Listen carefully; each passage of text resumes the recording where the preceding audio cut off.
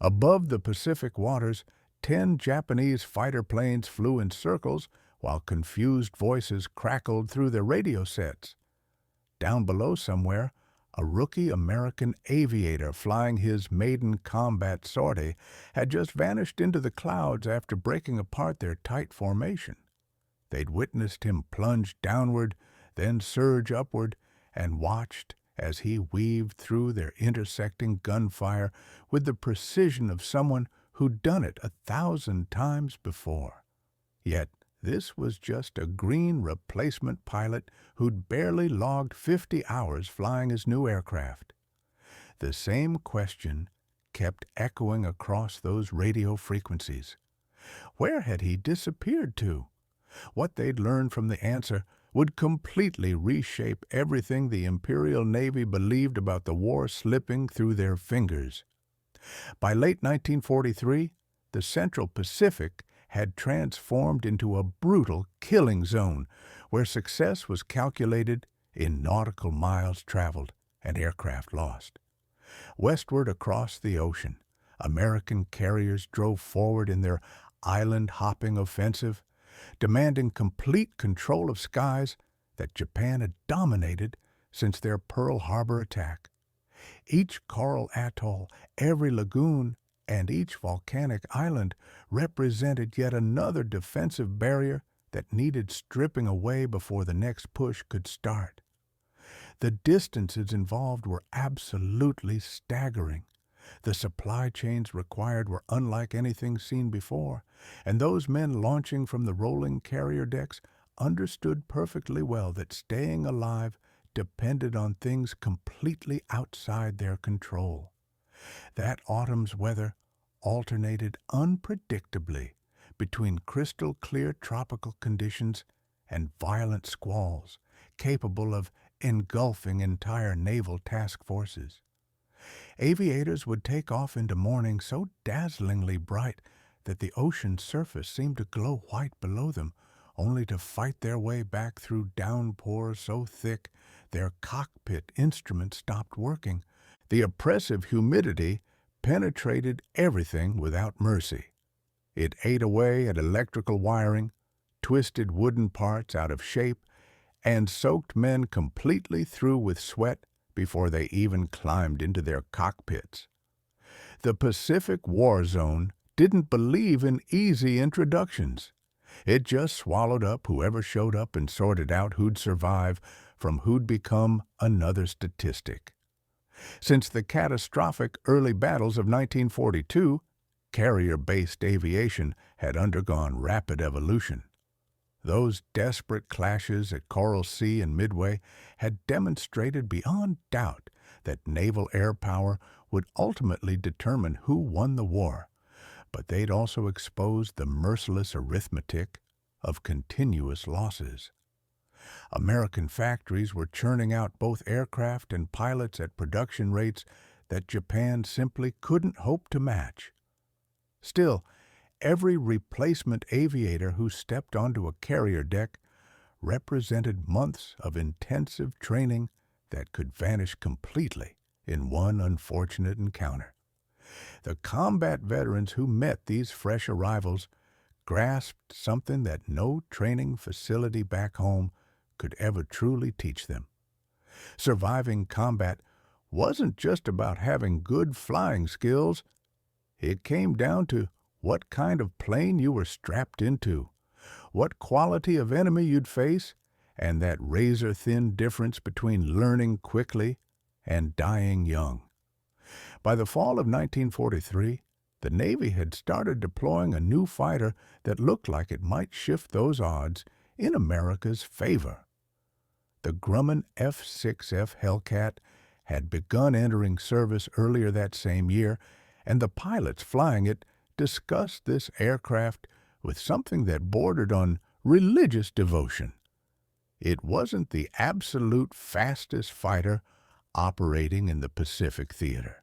It wasn't the most nimble either, but it stood out as the first American carrier-based fighter capable of meeting the legendary Japanese Zero on level terms and walking away from the fight alive, thanks to a combination of velocity, hitting power, and structural toughness that all its predecessors had desperately lacked. The Hellcat had been born from lessons written in the blood of fallen pilots. Engineers at Grumman had meticulously examined captured Zero fighters, extensively interviewed pilots who'd survived encounters with them, and then purposefully designed an aircraft specifically engineered to neutralize Japanese advantages while ruthlessly exploiting their vulnerabilities. What emerged was a machine tipping the scales at nearly double a Zero's weight, yet capable of absorbing battle damage that would have completely shattered the more delicate Japanese fighter. Its massive Pratt and Whitney R2800 engine generated over 2,000 horsepower, providing climb performance and high-altitude capability that completely erased the traditional advantages the Zero had always enjoyed. 650 caliber machine guns delivered absolutely devastating firepower at distances where Japanese weapons couldn't even reach their targets effectively. But any aircraft was only ever as good as the pilot sitting in its cockpit. And by late 1943, most of those cockpits contained pilots who'd never once fired their weapons in actual anger. If this piece of history resonates with you, please tap that like button and subscribe to WWW2 Combat Sky. The pilot who would mysteriously vanish into that cloud bank had grown up in terrain that bore absolutely no resemblance to the Pacific. The endless flat farmland stretching across America's Midwest produced young men thoroughly comfortable with machinery, with horizons extending to infinity, and with that special kind of patience demanded by work that depended entirely on weather patterns and precise timing. He represented his generation in all the ways that actually mattered. He'd completed high school fully aware of the Great Depression's crushing weight on his family. He'd sat in darkened theaters watching newsreel footage of wars raging in distant lands with the comfortable detachment of someone who simply assumed vast oceans would keep such nightmares impossibly far away. And after Pearl Harbor got hit, he'd enlisted with that identical mixture of burning anger and solemn duty that was filling up recruiting stations all across the nation. The selection process for naval aviation was brutally efficient in how it worked. The program actively hunted for young men possessing very specific combinations of lightning reflexes, natural spatial awareness, and psychological stability that no written examination could ever fully predict or measure. Thousands got washed out during the preliminary stages of training. Thousands more managed to discover they could fly competently enough to earn their wings, yet somehow lacked that indefinable quality, separating merely adequate pilots from truly exceptional ones. The system sorted candidates ruthlessly because carrier operations absolutely demanded perfection at all times. Out in the middle of the ocean, there weren't any emergency backup airfields available. There weren't any second chances available when an arresting cable snapped apart or when an unexpected wave caught an aircraft during its descent. During primary training, he'd managed to prove himself adequate. His instructors made notes about his steady hands and solid discipline with instruments. He followed established procedures with precision, rarely tried to improvise, and consistently demonstrated the kind of mechanical understanding suggesting he comprehended aircraft as complex systems rather than just simple vehicles. These weren't the qualities that typically produced ace pilots making headlines. These were the qualities that produced survivors who made it home. And when calculating carrier aviation mathematics, pilots who survived mattered far more than those who grabbed newspaper headlines. Advanced training, exposed him to fighter combat tactics that had been developed from the bitter, hard-won experience of 1942's battles. He absorbed the Thatch weave, that defensive maneuver pattern that had enabled American pilots to stay alive against more maneuverable opponents by operating in tightly coordinated pairs instead of attempting individual dogfighting. He drilled on division tactics, maintaining section integrity, and that fundamental guiding principle that had crystallized from every single engagement fought against Japanese fighters. Never attempt to outturn a zero in a turning fight. Exploit your speed instead. Utilize your altitude advantage. Leverage the superior structural strength American aircraft possessed to survive violent maneuvers that would literally tear Japanese fighters into pieces. These essential lessons filled training manuals and got discussed endlessly in briefing rooms. They made absolutely perfect sense when someone drew diagrams on chalkboards or when pilots talked through them over coffee in squadron ready rooms. But absolutely no amount of classroom instruction could genuinely prepare any pilot for combat's brutal reality. The incredible speeds involved, the complete disorientation, the simultaneous necessity of tracking multiple enemy aircraft while also managing fuel consumption, ammunition expenditure, engine temperature readings, and the constant looming threat of anti-aircraft fire from below. Combat veterans consistently described aerial warfare as consisting of long stretches of mind-numbing boredom, suddenly interrupted by minutes of such compressed terror that human memory could barely process and contain the experience afterward. His assignment to a specific carrier air group came through during the late summer months of 1943. The journey across the Pacific consumed several weeks, with each passing day representing a gradual accumulation of distance from absolutely everything familiar in his life.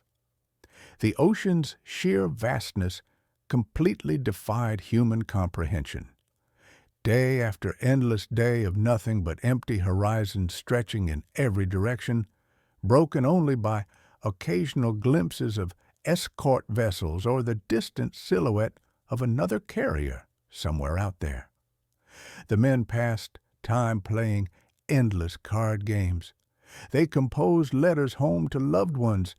They sat through briefings covering Japanese aircraft recognition features and documented enemy tactical patterns. And they simply waited for that inevitable moment when all their theoretical training would transform into actual practice. The carrier that eventually received him had already been bloodied in combat. Its air group had participated in earlier operations, and the pilots who'd managed to survive carried themselves with that particular economical way of moving that marked men who'd grown accustomed to losing friends. They greeted replacement pilots with professional courtesy that was genuine enough, but they also maintained a certain emotional distance. Forming attachments to brand-new pilots carried a heavy emotional price. Far too many had arrived brimming with enthusiasm only to depart later in flag-draped caskets, or they'd simply vanished completely into the Pacific without any ceremony whatsoever.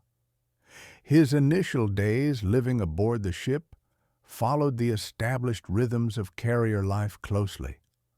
Flight deck operations ran continuously, ready room briefings happened regularly, and familiarization flights allowed him to practice his landing approaches while learning the specific quirks and peculiarities of the particular aircraft that had been assigned to him. The Hellcat felt noticeably different from those training aircraft he'd flown back stateside. It was heavier, significantly more powerful, more demanding of constant attention, but also somehow more forgiving when he made small errors. The squadron's senior pilots kept telling him the aircraft would absolutely keep him alive if he just let it do its job. The real trick was learning to trust the machine's capabilities rather than relying solely on his own instincts. He listened carefully to everything they said.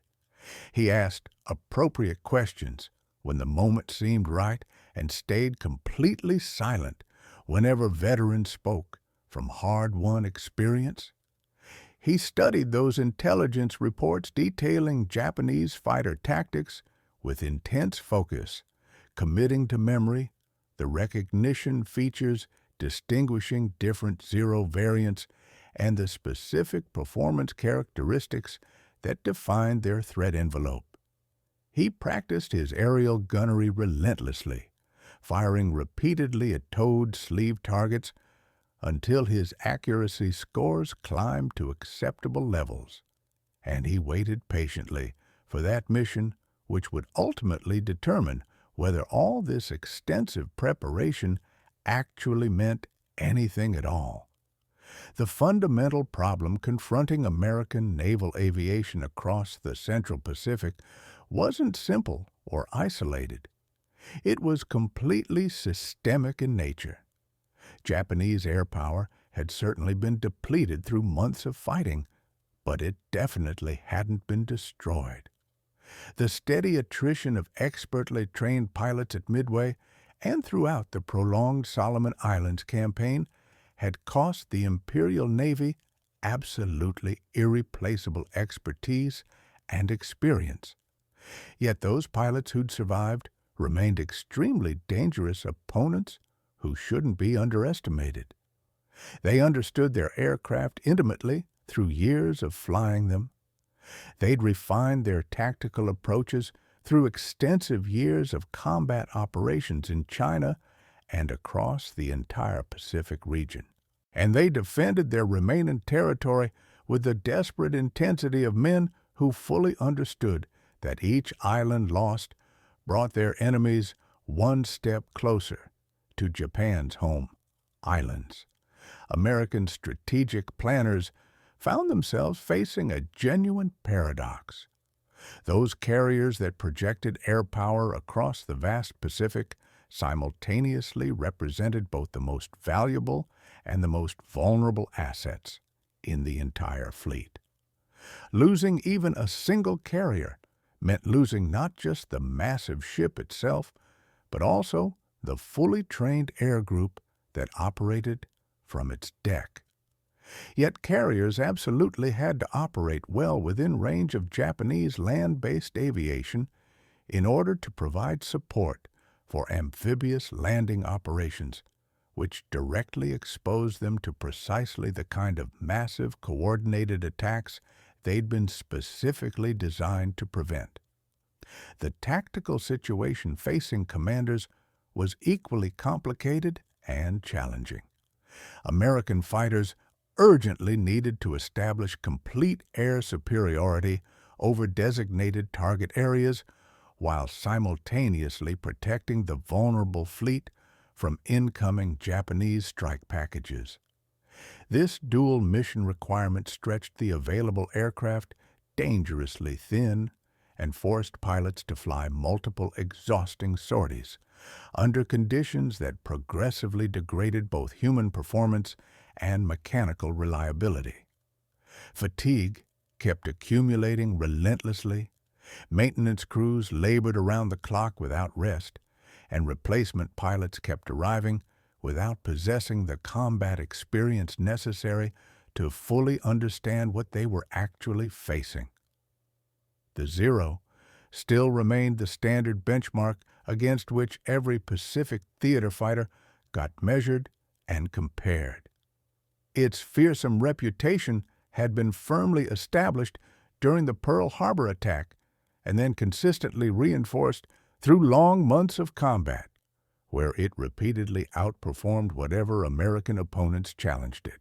Early war American fighters like the stubby F-4F Wildcat and the angular P-40 could only compete against Zeros by employing superior tactical coordination and by grimly accepting significantly higher loss rates.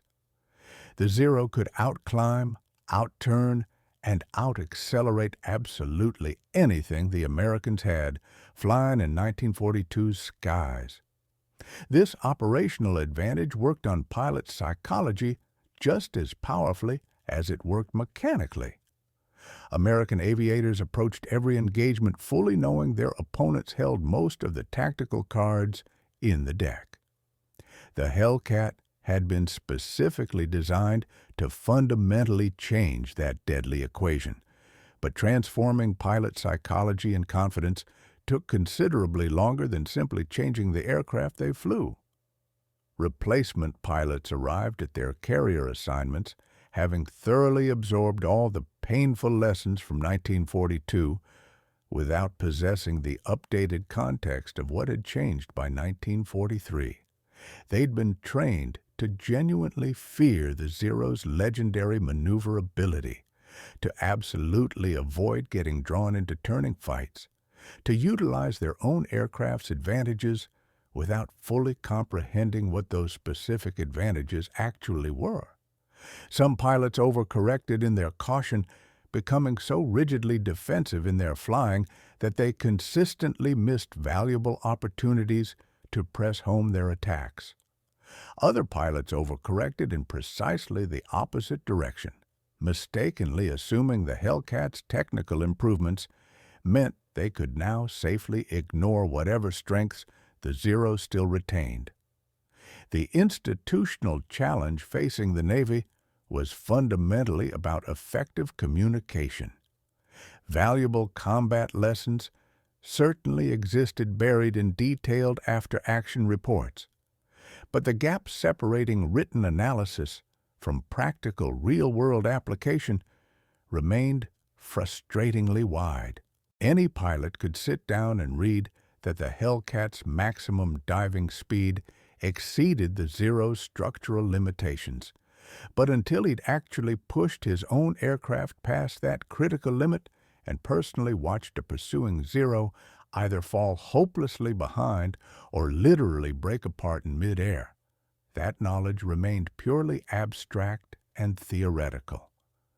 This crucial gap could only be closed through actual hands-on experience, and experience in aerial combat always got purchased at a potentially fatal cost to someone. The Air Group's leadership clearly understood this dangerous tension they faced.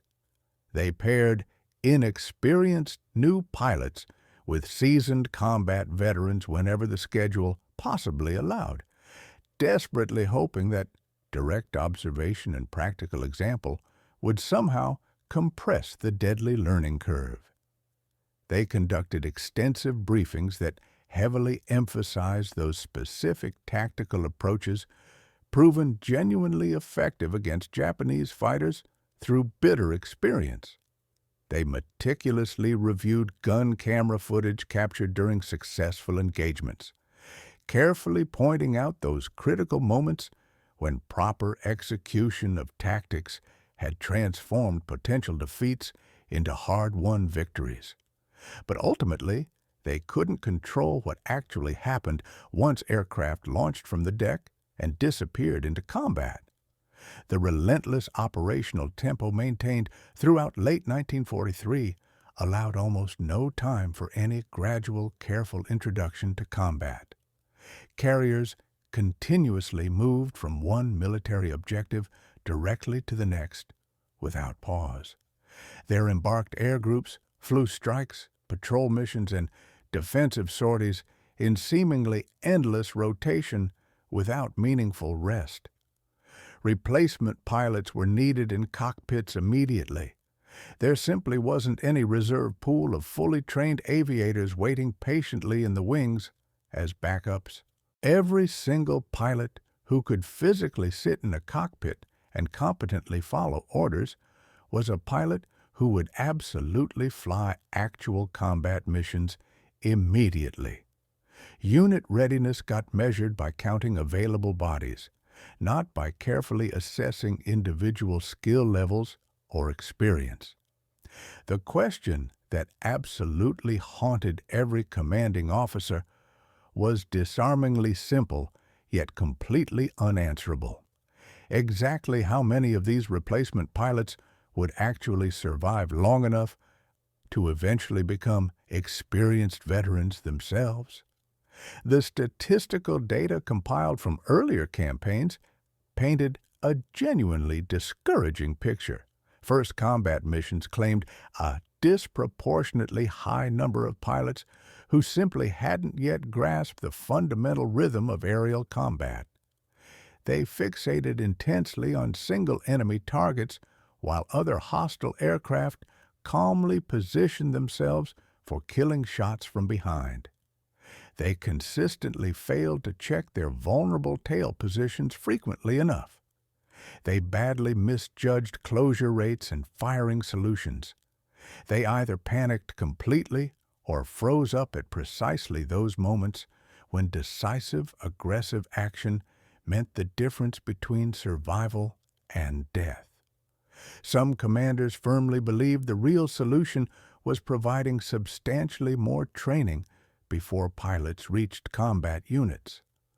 Others argued just as passionately that absolutely no amount of training could ever truly replicate actual combat conditions, and that inevitable losses among inexperienced new pilots simply represented the necessary cost of eventually generating experienced ones.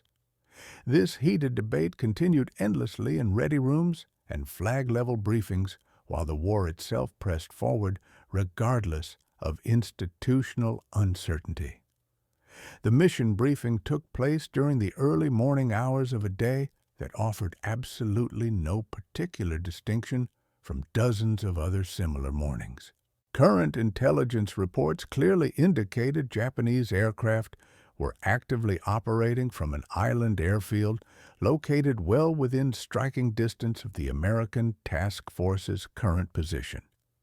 The assembled air group would launch a fighter sweep specifically intended to establish local air superiority before subsequent strike packages hit ground targets below. Standard operational procedure, standard tactical objectives, standard calculated risks. He sat quietly in the ready room alongside the other pilots from his division, carefully absorbing all the critical details about navigation routes, timing coordination, and expected enemy opposition. The intelligence briefing officer described recent reconnaissance reports suggesting significant Japanese fighter activity concentrated in the designated target area. Enemy strength was currently estimated at several dozen aircraft representing various types, though primarily the ubiquitous Zero. Current weather conditions appeared reasonably favorable for the mission. Cloud cover was reported as scattered at medium altitudes with visibility generally good but somewhat variable across the operational area. His section leader was a lieutenant who'd participated in exactly 2 previous combat engagements, certainly not a grizzled veteran by the exacting standards of pilots who'd survived the prolonged Guadalcanal campaign, but experienced enough to have personally seen Zeros in actual combat and lived to describe the encounter to others. The lieutenant's specific briefing delivered to his assigned wingman was intensely practical, rather than inspirational or dramatic. Stay together at all times. Maintain constant visual contact with each other. If you somehow get separated from the formation, immediately climb for altitude and head directly for the predetermined rendezvous point. Under no circumstances, pursue damaged enemy aircraft into cloud banks where you'll lose visibility. Do not allow yourself to become fixated on attacking a single target to the complete exclusion of maintaining broader situational awareness of threats around you. The walk out to the flight deck carried with it that particular tension that inevitably preceded every single launch into combat. Aircraft handlers moved with practiced, efficient choreography, precisely positioning fighters for their deck run that would fling them into the air.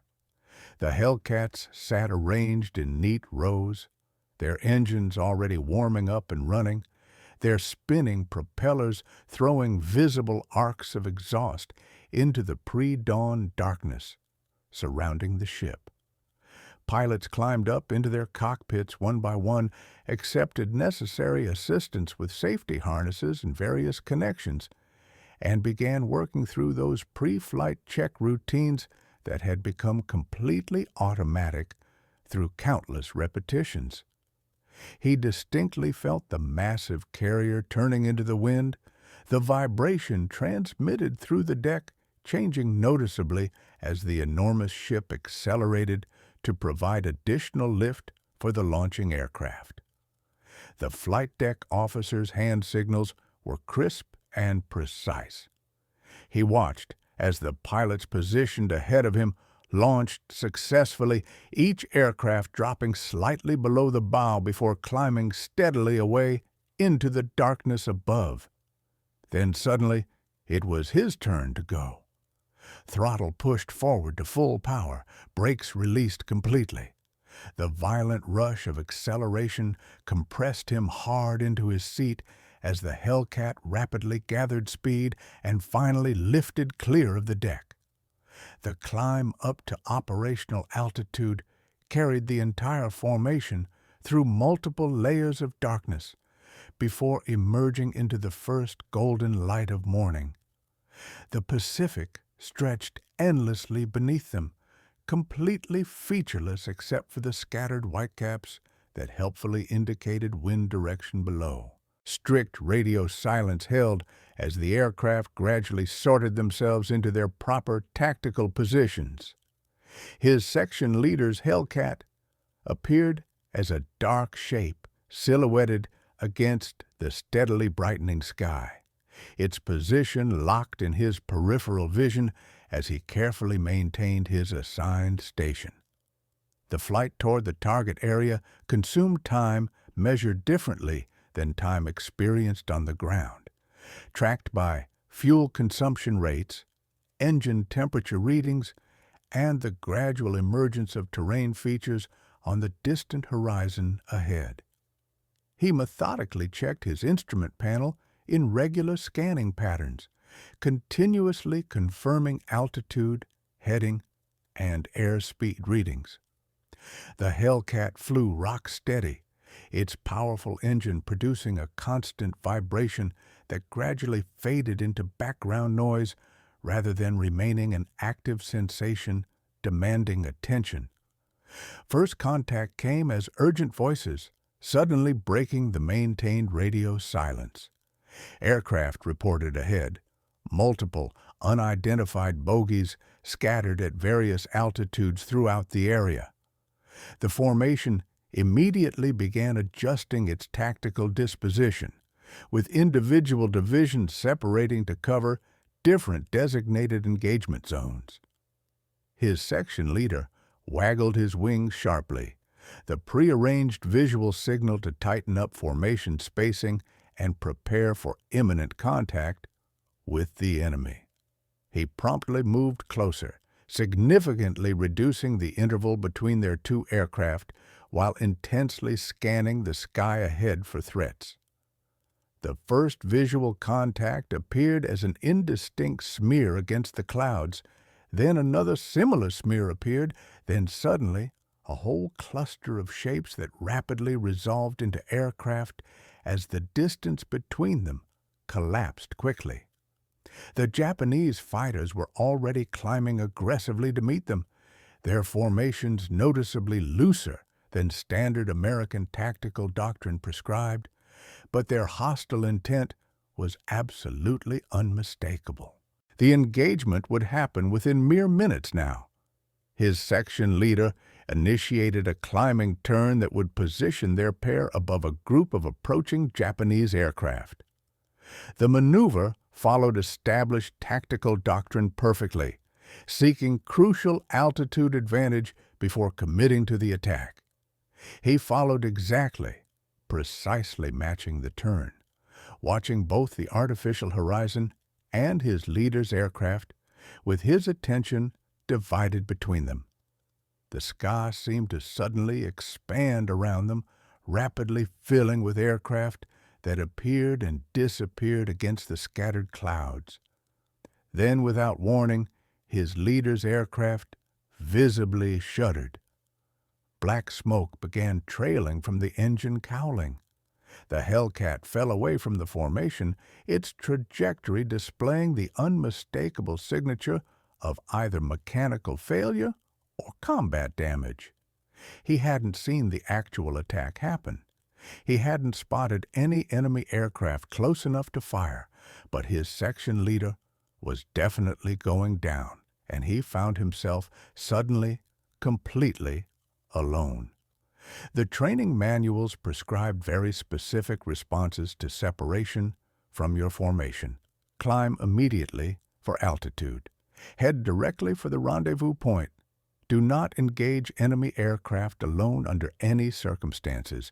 But those manuals had been written by men who'd never been surrounded by enemy aircraft, with absolutely no friendly support anywhere in sight. He quickly counted at least 10 Japanese fighters in his immediate vicinity. Some were already engaged with other American aircraft in wildly swirling combats that completely defied systematic tracking. Others were climbing directly toward his position.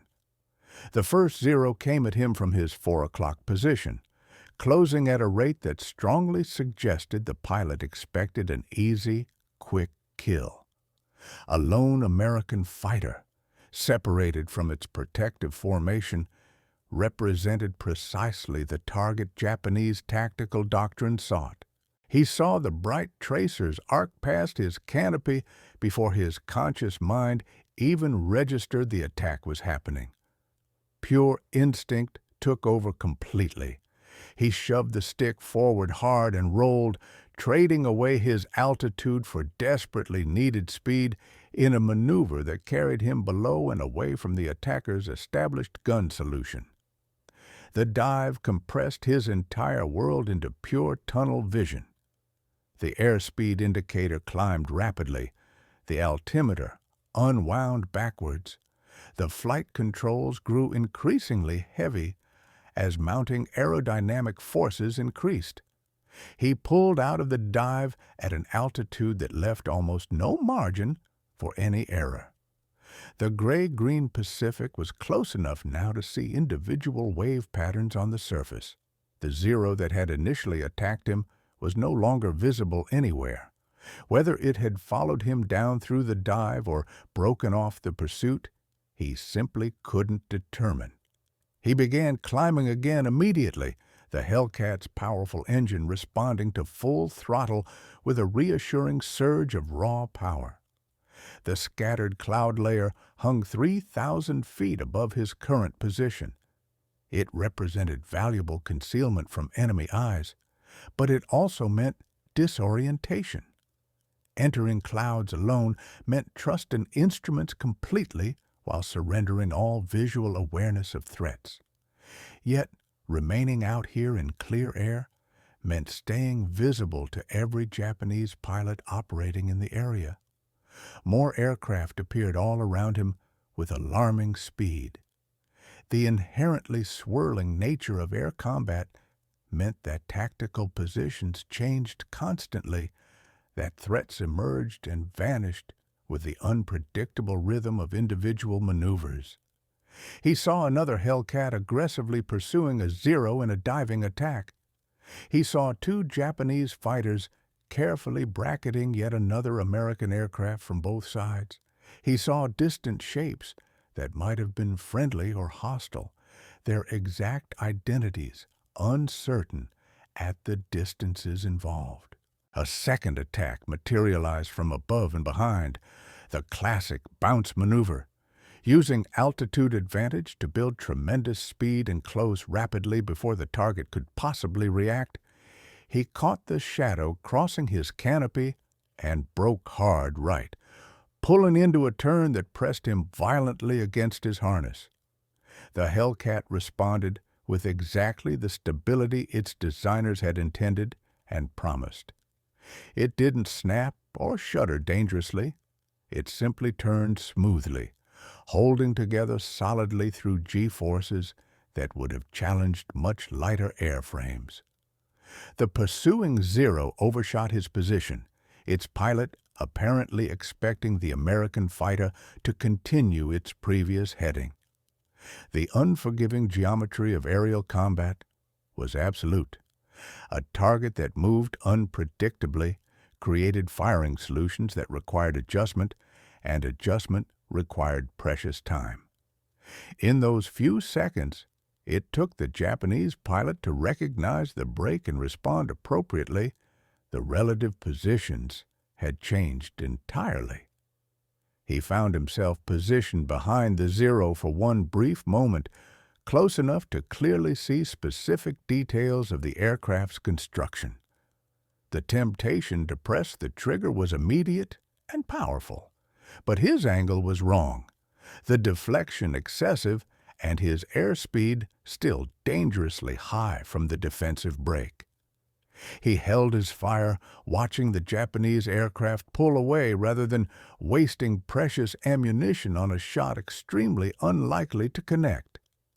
The entire engagement had consumed perhaps 30 seconds total. He was sweating heavily despite the altitude and cold.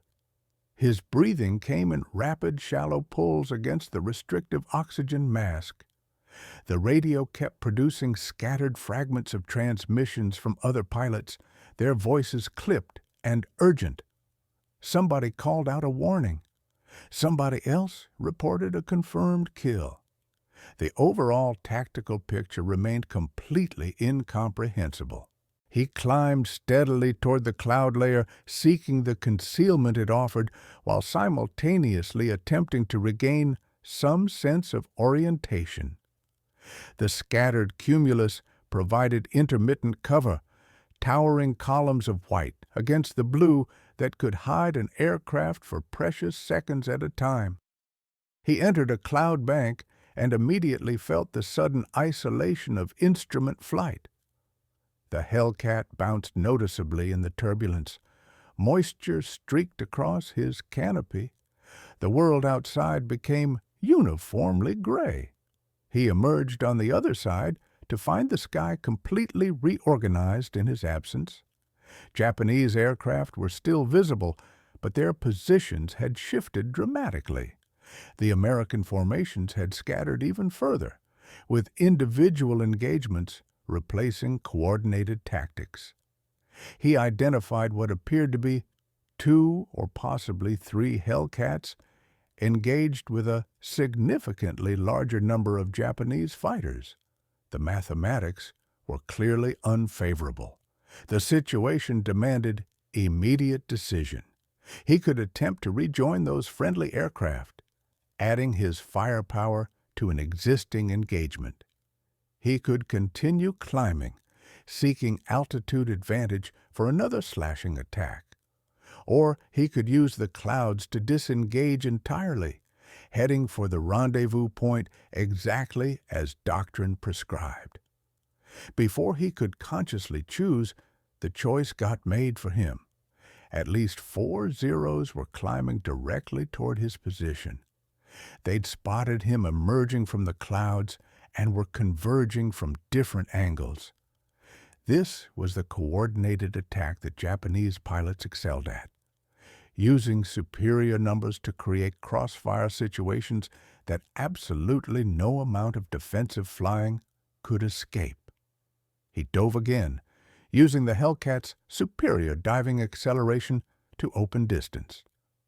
The Japanese aircraft followed, their trajectories creating an expanding pattern behind him. They were systematically boxing him in, cutting off escape routes while maintaining coordinated pressure. These were definitely not inexperienced pilots. These were seasoned hunters who'd done this before. The cloud layer offered his only viable option. He pulled up hard, trading the speed from his dive for altitude, climbing toward the scattered clouds with the throttle firewalled. The Hellcat shuddered violently at the transition from dive to climb. The airframe protested the rapid load change, but it held together. 2,000 feet, 3,000. The clouds approached like sanctuary. He entered the vapor and immediately turned, changing heading within the concealment to emerge at an unexpected point. The maneuver was improvised, a desperate attempt to break the pattern his pursuers expected. He burst from the cloud bank and found the sky around him momentarily clear. The Japanese fighters were searching, their formations disrupted by his disappearance. He used those precious seconds to climb further, pushing into the next cloud layer, angling toward where he estimated American aircraft might have retreated. The navigation was approximate at best. His internal sense of direction had been completely compromised by the twisting combat maneuvers. But up was definitely better than down, and concealment was absolutely better than exposure. Emerging again, he saw a sight that inverted the tactical situation. A single Zero was below him, apparently searching for targets, its pilot's attention focused elsewhere. The geometry was finally favorable. He had altitude, he had position, he had a firing solution that wouldn't require excessive deflection. He dove, letting the Hellcat accelerate, watching the Zero grow steadily larger in his gun sight. The Japanese pilot seemed completely unaware of the threat above. At effective range, he pressed the trigger. The .650 caliber machine guns produced a vibration that transmitted through the entire airframe. Tracers reached toward the Zero in a stream that seemed impossibly slow from the cockpit perspective. The Japanese aircraft reacted too late. He saw pieces separate from the wing and fuselage. Smoke began trailing from the engine section. The Zero rolled and fell away, its trajectory the unmistakable signature of a mortally damaged aircraft. Whether the pilot survived, whether the aircraft crashed or recovered, he couldn't determine. The engagement had lasted perhaps 3 seconds, but the firing had revealed his position. Other Japanese aircraft had seen the tracers and were converging. The brief advantage of surprise had been spent. He was again a target, again alone, again facing multiple opponents who knew exactly where he was. He returned to the clouds, diving into the concealment with the desperation of a man who understood his luck couldn't hold indefinitely. The maneuver repeated endlessly. Enter the clouds, turn unpredictably, emerge at a new position, use whatever seconds of confusion the disappearance created to assess, decide, act. The pattern continued through what felt like hours but was measured in minutes. Each emergence from the clouds brought new configurations of threat. Sometimes Japanese aircraft were distant, searching. Sometimes they were close, already maneuvering to attack. He fired again on 2 occasions, his rounds potentially connecting with targets he couldn't observe through completion. He took fire in return, hearing impacts against his airframe that indicated hits he'd need to assess later. The radio produced a call that cut through the chaos: rally point heading and altitude. American aircraft were attempting to regroup, to extract from the engagement and return to the carrier. He fixed the coordinates in his mind and angled toward them, using the clouds one final time to mask his withdrawal. When he emerged and joined the ragged formation of surviving Hellcats, his fuel gauge showed margins that would require careful management. His ammunition indicators showed significant expenditure. His hands were shaking with the delayed reaction of sustained stress, but he was flying. His aircraft was responding to controls, and somewhere behind him, Japanese pilots were asking questions, about the American fighter that had appeared and disappeared through their formation like a ghost. The debriefing following the mission extracted what facts could be recovered from the fragmented memories of exhausted pilots. Intelligence officers asked specific questions. When did you first engage? How many enemy aircraft did you observe? What was the outcome of your firing passes? The pilots answered as accurately as they could, knowing that aerial combat produced impressions rather than certainties. His account of the engagement generated particular interest.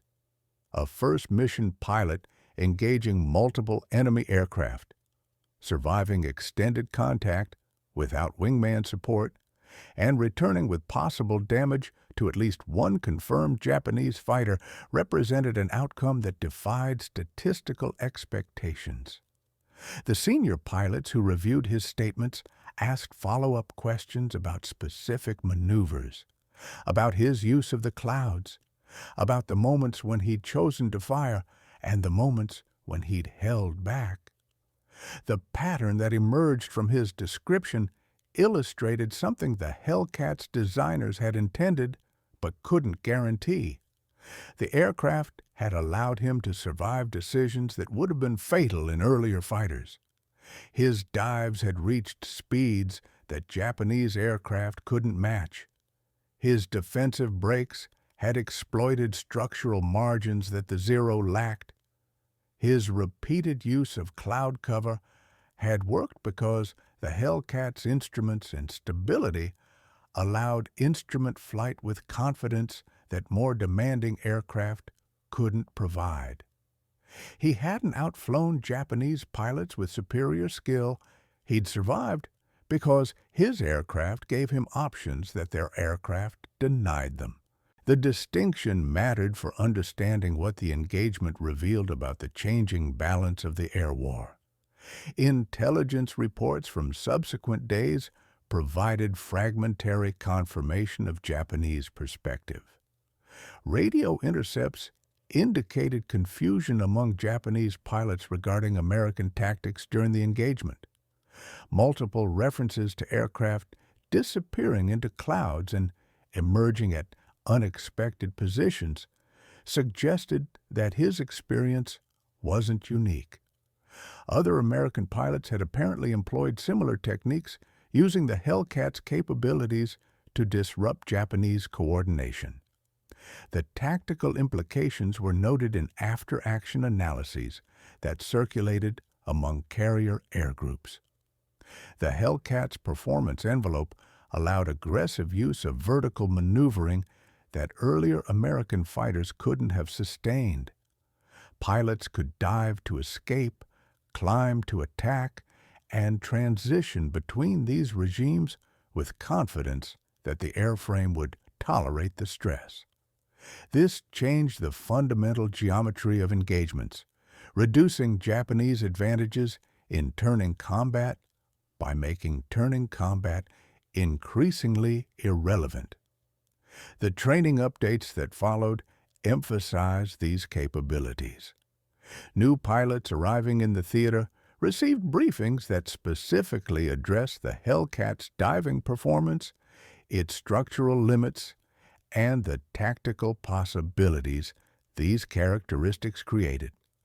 Gun camera footage from successful engagements illustrated proper technique, and veteran pilots who'd survived similar experiences became sources of practical wisdom that supplemented official doctrine.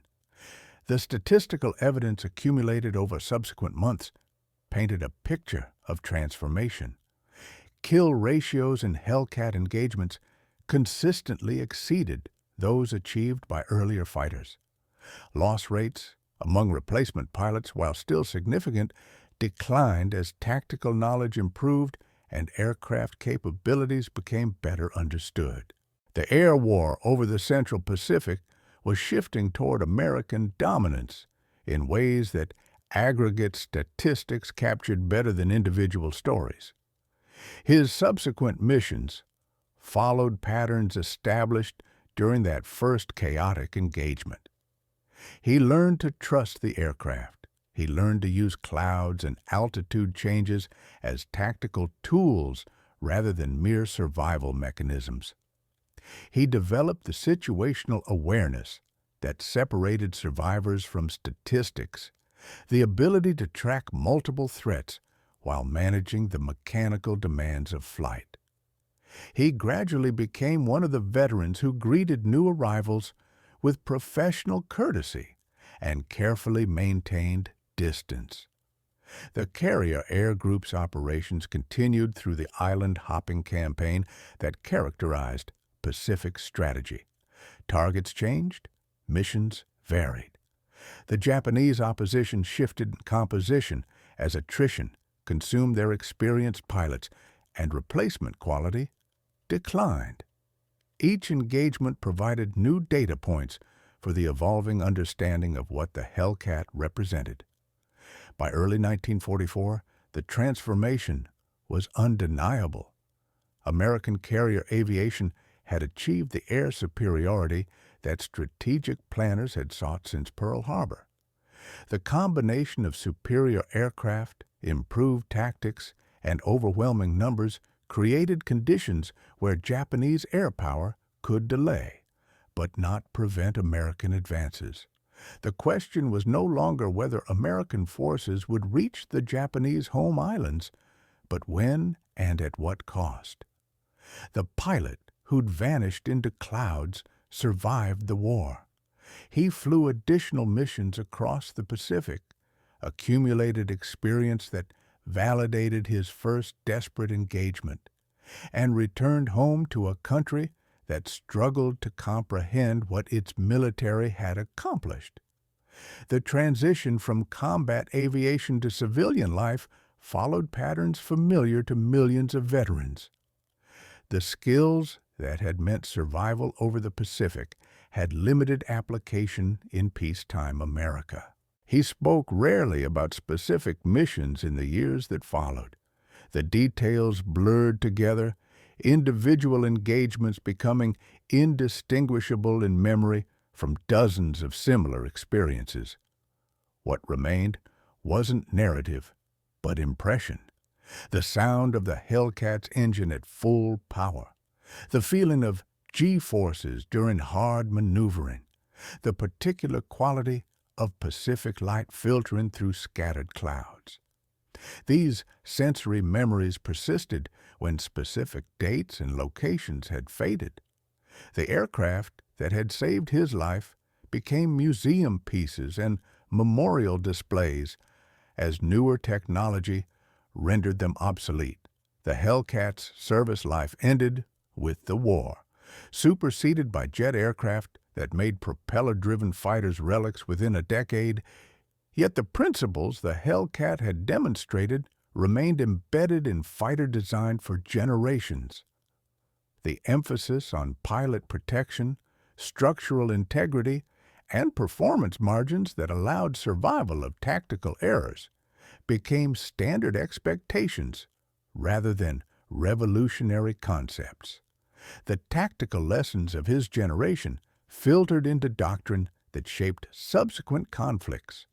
The emphasis on energy management, on vertical rather than horizontal maneuvering, on using aircraft capabilities rather than pilot skill to create advantages, became foundational principles taught in fighter schools worldwide.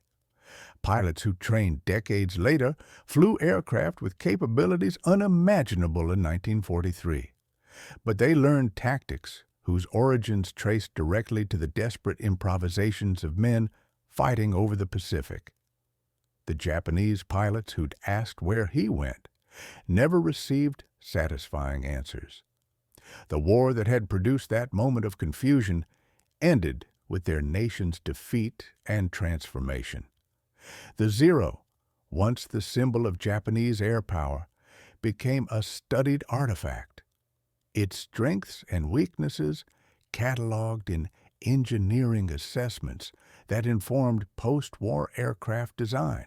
The men who'd flown it, those who survived, returned to lives shaped by the same dislocations that affected their American counterparts. What remained beyond the statistics and the tactical analyses and the engineering reports was the human dimension of what had occurred. A young man with minimal experience had entered combat expecting to follow procedures and hope for the best. He discovered instead that survival sometimes required abandoning procedures entirely, trusting instincts developed through training he hadn't consciously absorbed, and making decisions at speeds that precluded conscious thought. The aircraft had given him options. The choices had been his own. The war produced countless such moments, individual experiences lost in the aggregate of historical narrative. Thousands of pilots flew first missions over the Pacific. Most survived. Many didn't. The factors that determined outcomes included skill, luck, aircraft performance, enemy quality, weather conditions, and circumstances impossible to predict or control. Any attempt to extract universal lessons from individual experiences risked oversimplifying complexities that participants themselves couldn't fully explain. Yet, certain patterns emerged from the accumulation of individual stories. The transition from vulnerability to dominance in American carrier aviation followed a trajectory that equipment alone couldn't explain. The men who flew those aircraft learned through experience that couldn't be transmitted through briefings or manuals.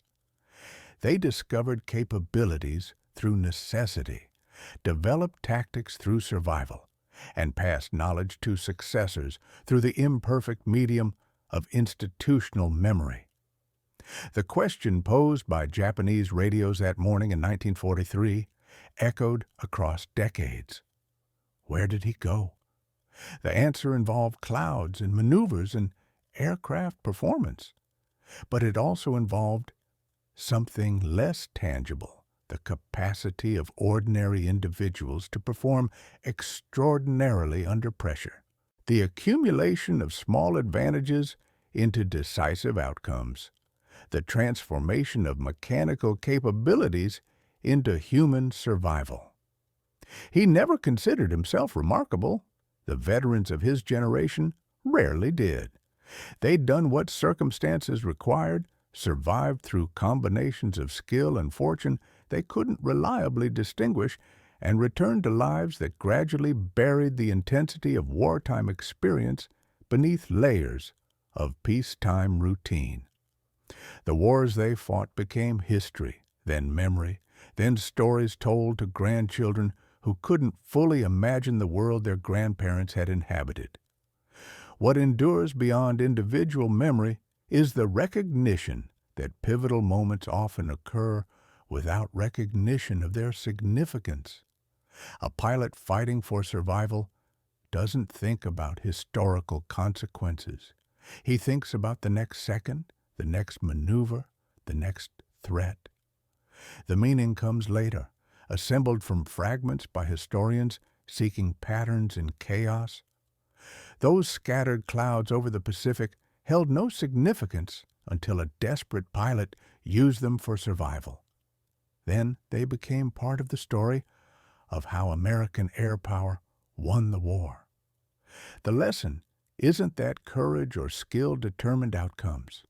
The lesson is simpler and more profound. Sometimes you survive by disappearing, and sometimes vanishing at the right moment is the most consequential thing you can do.